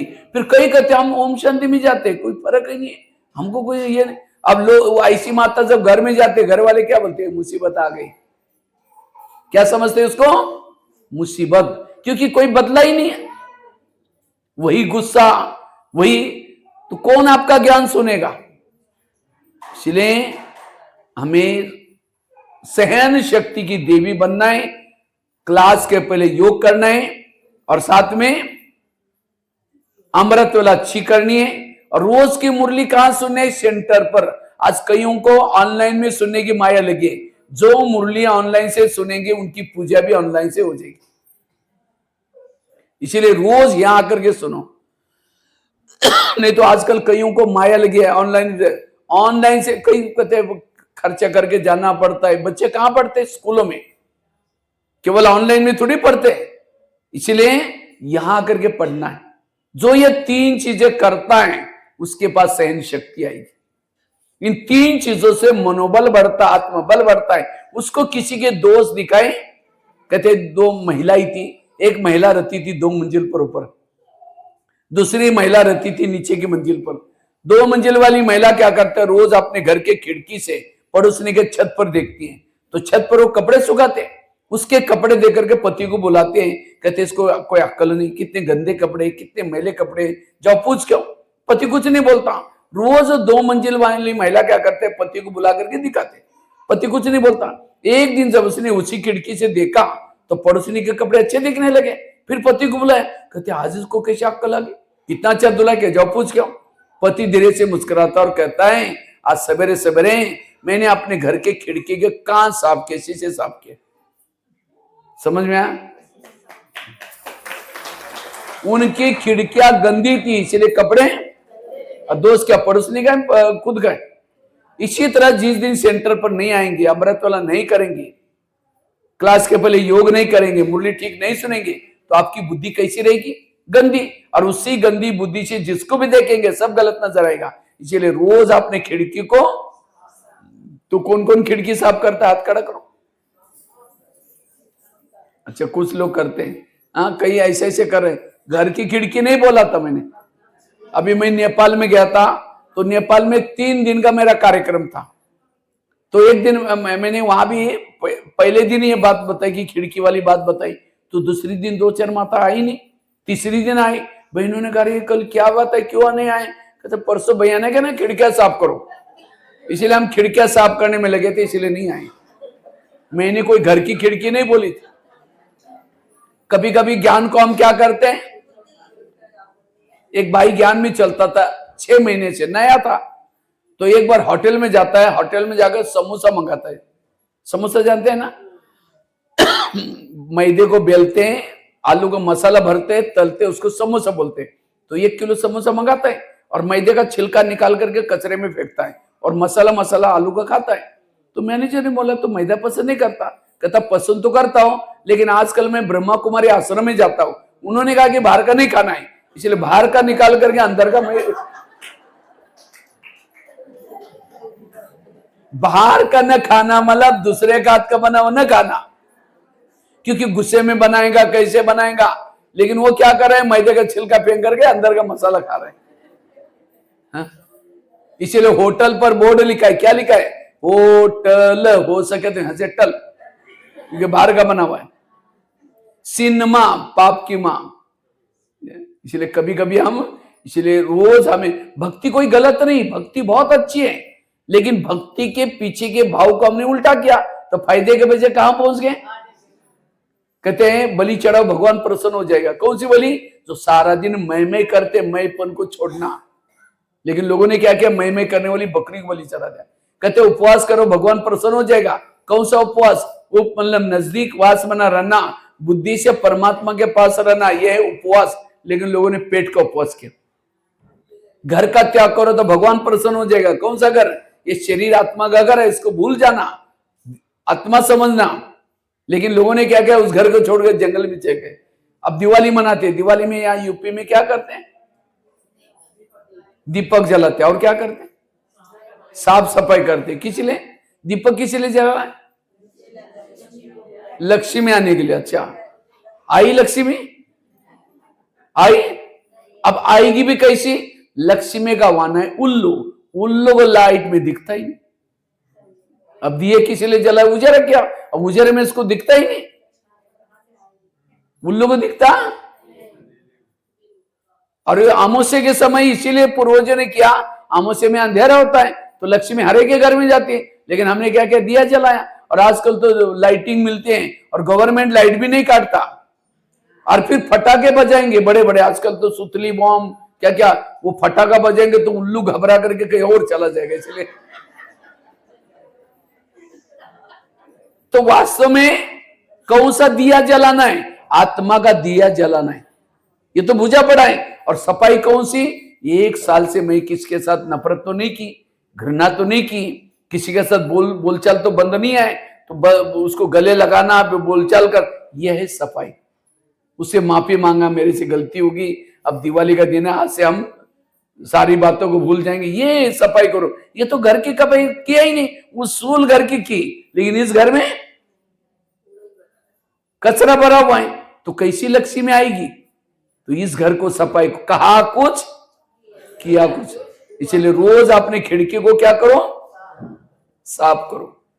बात को उल्टा, कई बार बाबा कहते हैं बच्चे तुम आत्मा भाई भाई हो, तो कई माताएं क्या करेंगे, समझो पति पत्नी ज्ञान में चल रहे हैं, कोई माताएं पति को कहेंगे भाई जी चलो जल्दी क्लास में, तो मुरली पूरी हो जाएगी, और यही कोई पड़ोसनी सुनेंगे तो बोलेगा अपने पति को भाई जी बोलते हैं। तो कभी जाकर उनको ज्ञान सुना, हमारा ज्ञान बहुत अच्छा, आप चलो ना, कहेगा हमको टाइम का है। उनको टाइम आने की इच्छा है, लेकिन उनको लगता है अगर इनके ज्ञान में चलेंगे, जैसे इन्होंने पति को भाई जी बनाया, हमको भी बनाना पड़ेगा। बाबा का भाव ये नहीं है, इसलिए बाबा के शब्दों को समझना। इसलिए रोज खिड़की, कितनी बातें हो गई? सहन शक्ति को धारण करने के लिए पहली बात बताई ड्रामा को पक्का करना, दूसरी बताई कर्म गति, तीसरा बताया जो हुआ अच्छा हुआ, मंत्र वाली बात, चौथी कौन सी बताई? रोज खिड़की को अर्थात अमृत वाला करना, क्लास के पहले योग करना, और तीसरा मुरली, और लास्ट की 5वीं बात, अगर मुझे सहनशील बनना है, उसके लिए जीवन में आने वाली निगेटिव बात को क्या बना दो? पॉजिटिव। किसी ने गाली दी, क्या समझो? गाली नहीं दी, मेरे ऊपर गुलाब का फूल डाल दिया। कोई गुलाब का फूल डाले अच्छा लगता है बुरा लगता है? किसी ने गाली दी, योग में बैठेंगे बाबा को, बाबा आज अपने बहुत अच्छा भगत भेजा था, उसने बहुत अच्छा फूल डाल के गया, आपका बहुत बहुत धन्यवाद। निगेटिव को क्या बना दो? पॉजिटिव। बुराई को अच्छा, अब समझो यहाँ आए, अब यहां से थोड़ा देरी से जाएंगे, और आज तो दोपहर को ही आए हैं, तो रोज तो थोड़ी आते इस समय में, नहीं आते ना। अब घर, हाँ कोई कोई आते होंगे, सारी सबकी क्लास तो नहीं रोज होती है। अब समझिए यहाँ आए, घर में जाएंगे, जाते लोग बोलना शुरू करेंगे, ओम शांति में जाते आज तो कमाल कर दिया, और दिन में जाकर बैठे, वहीं जाकर के वहीं खाओ, अभी वापिस नहीं आऊं। ये बातें सुनते तुरंत क्या हो जाएगा? गुस्सा तो आएगा। इसलिए पहले से पक्के करके जाना, अब मैं घर में जाऊंगी, जाते मेरी पूजा हो जाएगी। अगर कोई देवी की पूजा हो तो देवी क्या करते? तो आपको भी कोई बोलना शुरू करेगा, आप भी क्या दो? वरदान, मतलब हाथ से नहीं दो, और चिढ़ जाएंगे। बड़ी देवी बन के आई, शक्ल आईने में जाकर देख ले, मन से कहो कि बाबा इनका कल्याण करना। आज हम कितनी अच्छी अच्छी बातें सुन के आए, कर्मों की घुई गति की बात सुन करके मेरा दिमाग ही हल्का हो गया। मुझे इतना टेंशन रहता था, मुझे क्यों क्या चलता था, लेकिन अब पता चले मेरे कर्मों के हिसाब है। अगर ये ज्ञान इनको भी होता, उनको कितना टेंशन होता है, कितनी डायबिटीज है, दवाई खानी पड़ती है, कई बार इंजेक्शन लेना पड़ता है। अगर ये भी वहां होते तो कितना अच्छा होता। वो आपको बोल रहे हैं, लेकिन आप अंदर से तब उनको लगेगा अरे पहले मैं थोड़ा भी बोलता तो एक काली का रूप धारण करती थी, लेकिन आज तो बिल्कुल चुप है। इसका मतलब आश्रम के क्लास का कुछ असर हो गया। निगेटिव को क्या बना दिया? किसी ने आपका परिचिंतन किया, क्या समझो? परिचिंतन नहीं किया, मेरा कीर्तन भजन गाया। अब कोई कीर्तन भजन गाए, कितना अच्छा लगेगा। निगेटिव को क्या बना? जो निगेटिव को पॉजिटिव में चेंज करता है, हर परिस्थिति में एडजस्ट होकर के चलता है, वो दुआएं देता है, वो कभी भी डिस्टर्ब नहीं होता। एक महाराष्ट्र में एक संत था जिनका नाम तुकाराम महाराज था, बड़े भक्ति करते थे। तो गली के लोगों ने उसको भक्ति करने के लिए मना किया, तभी छोड़ा नहीं। तो एक दिन सभी लोगों ने पकड़कर वो संत के गले में सब्जी की माला पहना दी, बैंगन, टमाटर, आलू, मटर, मिर्ची, मुंह काला किया, उसके बाल उतर करके उसके ऊपर हल्दी का लेप लगा दिया, और उस संत को क्या क्या गधे पर बिठा करके गली गली में घुमाया। इतना ही नहीं, घर के सामने लाया, पत्नी को बुलाया। जब उसकी पत्नी देखते मेरे पति के साथ ऐसा किया, माता जी को तो पीछे बिठाना चाहिए ना। माता जी सारे बच्चे सब माता का ध्यान आपके तरफ है, एकदम पीछे बैठो, पीछे बैठो, पीछे वो बच्चे को लेके क्योंकि आपका हिसाब किताब है उसके साथ। सबका ध्यान सुना रहे हैं लेकिन ध्यान सबका उसी में। अब वो अर्थ क्या समझेगा? तो मैं दोबारा सुनाता हूं, बहुत गहरी बात है। एक महाराष्ट्र में एक संत थे, तुकाराम महाराज उनका नाम था। वो बड़े भक्ति करते थे, तो गली के लोगों ने उसको मना किया भक्ति करने के लिए, तभी छोड़ा नहीं। तो सभी लोगों ने पकड़ करके क्या किया, वो संत के गले में सब्जी की माला पहना दी। बैंगन, टमाटर, आलू, मटर, मिर्ची, मुंह काला किया, उसके बाल उतार करके उसके ऊपर हल्दी का लेप लगा दिया और एक गधे पर बिठा करके गली गली में घुमाया। इतना ही नहीं, घर के सामने लाया, पत्नी को बुलाया। पत्नी देखती मेरे पति का साथ ऐसा किया, सबको गाली देती है। जब गाली देते तुकाराम महाराज सब्जी की माला दिखा करके कहते हैं इनको गाली क्यों दे रहे हैं? ये लोगों ने अपने लिए 8 दिन के लिए सब्जी ला कर दी, नेगेटिव को क्या बना दिया और कहा इनको गाली मत देना। जब हमारी शादी हुई थी उस समय बारात नहीं निकली थी, बारात निकली नहीं थी। आज ये लोगों ने पूरा गांव में क्या निकाली? बारात। इन बारात वालों को चाय पानी पिलाना, गाली मत देना। और कहा इनको गाली मत देना। जब मुझे घुमाने के लिए लेके गए थे, धूप बहुत तेज थी बाहर, और तेज धूप में लोगों ने पाँव में कुछ नहीं पहना था, सबके पाँव में छाले फोड़े आएंगे। मुझे कुछ नहीं हुआ, मैं आराम से ऊपर गधे पर बैठा। और कहा इनको गाली मत देना। जब मुझे घुमाने के लिए लेके गए थे, मेरे सिर में बहुत फोड़े हो गए थे, मैंने बहुत दवाई की, ठीक ही नहीं हुआ। आज ये लोगों ने मेरे बाल उतर करके उसके ऊपर हल्दी का लेप लगाया। हल्दी तो एंटीबायोटिक का काम करते हैं, अब ठीक हो जाए। बुराई को क्या बनाया? इसी तरह जो बुराई को भी अच्छाई में ये करता है, उसको कभी भी गुस्सा, ऐसा नहीं कि उसको गुस्सा आया और बंदूक लेकर के सबके मर्डर के, अगर मर्डर करता तो संत नहीं बनता। तो बुराई को, लेकिन कौन कर सकता है बुराई को अच्छाई में? जिसके पास पॉजिटिव का स्टॉक है, ज्ञान की अथाह भंडार है, और वही बुराई को क्या बना सकता है? अच्छाई में बना सकता है। वो हर जगह पर एडजस्ट करके रह सकता है, वो दुआएं दे सकता है, पॉजिटिव बन सकता है। इसलिए बुराई को भी अच्छाई में। किसी ने आपका परिचिंतन किया, अब किसी ने आकर के बता रहे तुम्हारे बारे में ऐसे ऐसे बोल रहे थे, तुरंत हमारा मन क्या हो जाएगा? डिस्टर्ब हो जाएगा। और परिचिंतन नहीं किया, मेरा कीर्तन भजन गाया। कीर्तन भजन में क्या होते हैं? 2-4 जन इकट्ठे होते हैं। एक जन क्या करता है? ढोल बजाता है, ढोलक बजाता है। दूसरा क्या करता है? गाता है। तीसरा क्या करता है? झांझ बजाता है। 2-4 जन सुनते हैं, उसको क्या बोलते हैं? कीर्तन भजन। अब परिचिंतन में भी ऐसा होता है, 2-4 जन बैठेंगे, ये कहेंगे वो है ही ऐसी, दूसरा पीछे से बोलेगा हाँ मेरे साथ भी ऐसा किया, तीसरा कहेगा हाँ चलता रहता है। 2-4 जन कुछ नहीं बोलते, वो परिचिंतन की बातें सुनते रहते हैं।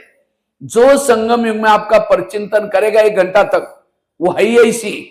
वो द्वापर में आपके जो मूर्तियां बनेगी, मंदिर बनेंगे, वहां ये 4-5 लोग आएंगे, जन्म लेना पड़ेगा उस शहर में। और जिसने ये कहा कि वो है ऐसी, वो 1 जन्म तक क्या बोलेगा? हे देवी तुम बड़ी महान हो। जिसने हाँ में हाँ मिला, वो पीछे से ढोलक बजाता रहेगा। और बीच में उसने कहा कि हाँ मेरे साथ भी ऐसा क्या, वो बीच में झांझ बजाएगा। किसी ने कुछ बोला ही नहीं था, वो भजन सुन करके देवी के लिए भावना बनाएंगे। तो अच्छा है ना, भगत तो चाहिए, फूल डालने वाले भी चाहिए, ढोलक बजाने वाले भी चाहिए। डिस्टर्ब कभी नहीं होना है, कोई भी परिस्थिति में डिस्टर्ब। हर बात को, ये है ज्ञानी, वो है वो। और तब जाकर के सहन शक्ति आएगी हमारे। बुराई को भी अच्छाई में बदलो, सहन शक्ति की देवी बनो, और तब जाकर के शिव शक्ति बन सकते हैं। तब शांति का अनुभव। बाबा कहते हैं आगे चलकर मेरे बच्चों के चेहरे म्यूजियम का काम करेंगे, लेकिन कौन से चेहरे हैं? जो पॉजिटिव है, जो सकारात्मक है। और जो सहन करता है उसका पद ऊंचा है, जिसके पास सहन शक्ति नहीं, पद ऊंचा। एक शिल्पकार था, उसको एक मूर्ति बनानी थी, एक पत्थर के ढेर के पास गया। पत्थर के ढेर के पास जाकर के एक पत्थर लिया, उसके पर हैमरिंग करना शुरू किया। 3 दिन के बाद पत्थर के मन में आता है, इतने सारे पत्थर छोड़ करके मेरे पीछे क्यों पड़ा है? टूट गया, कोई काम का नहीं, बाजू में छोड़ दिया। फिर दूसरा लिया, उसके पर मारना शुरू किया। 6 दिन के बाद वो भी टूट गया। कहता मुझे कब तक सहन करना है, ये सारे पत्थर पड़े, छोड़ दिया। तीसरा लिया, 9 दिन के बाद वो भी टूट गया। फिर चौथा पत्थर लिया, 12 दिन के बाद वो भी टूट गया। शिल्पकार ने सोचा सारे पत्थर भी टूट जाएं मैं मूर्ति बना के ही छोड़ूंगा। पांचवा लिया, उस पत्थर ने सोचा वाह मेरा भाग्य, वहां मेरे पर छनेरे थोड़े लग रहे हैं। वो सहन करते करते 100 दिन हो गए, सुंदर मूर्ति बन गई। उसको एक बैलगाड़ी में रखा, गांव की परिक्रमा किया। कोई माताएं फूल डाल रहे थे, कोई नमस्ते कर रहे थे। क्यों? अगर पत्थर को ऐसे उठा के लेके जाते, कोई डालता, फूल डालता, नमस्ते करता। फिर मंदिर के सामने लाया, तो मंदिर के सामने ला कर गए, बहुत साधु संत सब आए थे, मूर्ति को प्रतिष्ठापित करना है। सारे साधु संत भी झुक रहे थे। क्यों? सहन किया था। फिर उसकी मूर्ति बन गई, मंदिर बन गया, सब कुछ। अब सीढ़ी बनने के लिए बाकी थी। अब शिल्पकार सोचता है सीढ़ी बनाने के लिए इधर से पत्थर लाने के बजाय जो टूटे हैं उनको ज्वाइंट करता है। सबसे पहले सीढ़ी में जो 3 दिन के बाद टूटा तो पत्थर पहला ज्वाइंट किया, जहां सारे लोग चप्पल उतरते। उसके ऊपर लगाता 6 दिन वाली टूटे हुए पत्थर को, ऊपर लगाता 9 दिन वाला, उसके ऊपर लगाता 12 दिन वाला। 4 पत्थर हो गए। और अंदर मंदिर में मूर्ति थी, तो भगत क्या करते हैं, मंदिर में जाते समय चप्पल पहले ही सीढ़ी के ऊपर उतारते हैं। जिसने कितना सहन किया था? 3 दिन। और ऊपर जाकर के 4थे सीढ़ी का भी दर्शन करते थोड़ा ऐसा। और अंदर जाकर के जो 5वां पत्थर था जिसकी मूर्ति बनी थी, उसके चरणों में सिर झुकाते, भोग चढ़ाते, प्रसाद चढ़ाते, धन चढ़ाते। कहते हैं देवी हमको ये दे दो, सहन शक्ति दे दो, हम सुख दे दो, शांति दो। उनकी पूजा ज्यादा होने लगी। तो एक दिन पहली सीढ़ी दूसरे को पूछते, ये लोग भीड़ की भीड़ अंदर कहां जा रहे, हमारे ऊपर चप्पल उतर करके। तो तीसरी सीढ़ी बोलते हैं, जब हमारी मूर्ति बन रही थी उसे में हमने सहन नहीं किया। जिस पत्थर ने सहन किया उसका दर्शन करने के लिए लोग जा रहे हैं। देखो भाग्य तो सबके सामने आया था, लेकिन उन्होंने क्या नहीं किया। वो शिल्पकार थोड़ी सोचे मैं 5 की मूर्ति बनाऊंगा, हर पत्थर के पीछे भाव, लेकिन सहन नहीं किया। तो इसी तरह परमात्मा भी परम धाम से आता है, और परमात्मा को भी एक लक्ष्मी नारायण जैसी मूर्ति बनानी है। इसलिए कई पत्थरों को इकट्ठा करता है, महाराष्ट्र, एमपी, यूपी, और ज्ञान और योग की छने रतोड़ लगाना शुरू करता है। तो कई कहते बाबा मुझे कब तक सहन करना है, ये सारे देखो ये मेरे ऊपर बहुत। जब रोना शुरू करेंगे बाबा उस पत्थर को साइड पर, और फेंकेगा भी नहीं, सतयुग में लेके जाएगा, लगाएगा, लेकिन कहीं ना कहीं दास दासी में तो लगी जाएंगे। तो दास दासी बनना है, राजा बनना है। अगर ऊंच पद चाहिए, जब लक्ष्मी नारायण आते हैं बाहर से, कहीं से 2 गेट के बाहर 2 बॉडी वो होते ना सुरक्षा गार्ड, हाँ वहां खड़े रहते हैं। वो क्या आवाज करेंगे, लक्ष्मी नारायण पधारे करके आवाज लगाएंगे, और खड़े वहीं रहेंगे। उनको अंदर आने की, जहां सब चप्पल उतर कर। देखो उन्होंने भी योग किया था, वो भी मुरली सुनते थे, लेकिन वो ड्यूटी क्यों मिली? क्योंकि संगम युग में सहन दरबारी बन जाएंगे। इसलिए अगर मुझे उच्च पद प्राप्त करना है, सहन शक्ति की देवी बनो। इसलिए सहना यही गहना है। जो सहन शक्ति का गहना पहनता है उसके आत्मिक स्थिति का तिलक लग जाएगा जी। उसके हाथ में दृढ़ता के कंगन होंगे, उसके पांव में उमंग उत्साह के पायल होंगे, उसके चेहरे में मधुर मुस्कान की लाली होगी। आजकल तो चेहरा अच्छा दिखने के लिए लोग क्या लगाते हैं, लाली लगाते हैं। लाली तो लगा, चेहरा मरा पड़ा है, लोग तो डर जाएंगे, इसको पता नहीं क्या होगा। इसलिए चेहरे की असली शोभा मुस्कुराना। जो मुस्कुराता है समझ जाते हैं ये खुश है, उसके जीवन में कोई प्रॉब्लम नहीं। आजकल किसी की मुस्कुराहट निकलती ही नहीं है, क्योंकि अंदर टेंशन है, निगेटिविटी है। इसलिए पॉजिटिव बनो, सकारात्मक बनो। उसके लिए मैंने आपको 5 ही बातें सुनाई, और कुछ नहीं। अगर मुझे सहन शक्ति को बनाना है, व्यर्थों से बचना है, पहली बात बताई ड्रामा को पक्का करना। दूसरी बात बताई कर्म गति, आगरा का एग्जाम्पल सुनाया। तीसरी सुनाई जो हुआ अच्छा हुआ, मंत्र वाली बात। चौथी सुनाई रोज अपने खिड़की को साफ करना, अर्थात अमृत वाला अच्छी करना, क्लास के पहले योग करना। तीसरा तो कल से कितना बजे आएंगे सब? सवेरे 6:30 बजे सबको आना है। आधा घंटा जो शाम को दोपहर को आते हैं, लेकिन बिना क्लास के पहले योग करके मुरली नहीं सुनना। और तीसरी मुरली कहां सुनना है? सेंटर पर, ऑनलाइन वाली नहीं, लेकिन सेंटर पर। और 5वीं कौन सी बताई? निगेटिव को क्या बना दो? पॉजिटिव। अगर ये 5 बातें भी करेंगे, आप शिव शक्ति बन सकते हैं, सहन शक्ति की देवी बन सकते हैं। ठीक है, ओम शांति।